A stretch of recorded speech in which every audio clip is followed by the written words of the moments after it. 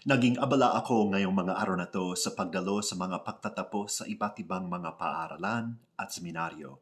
Ngayong araw na to, ang dakilang kapistahan ng Pentecostes ay masasabi nating ang ating pam-espiritual na pagtatapos.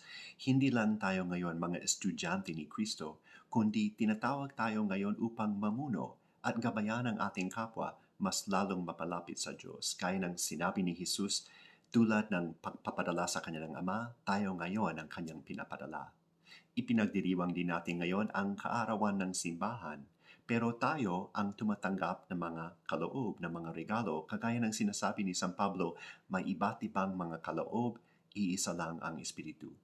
Isipin natin ngayong araw na to kung ano ang mismo nating kailangan tanggapin na kaloob galing ng Espiritu Santo upang magamit natin to at tayo mismo ay maging kaloob o kaya regalo sa Diyos at sa ating kapwa.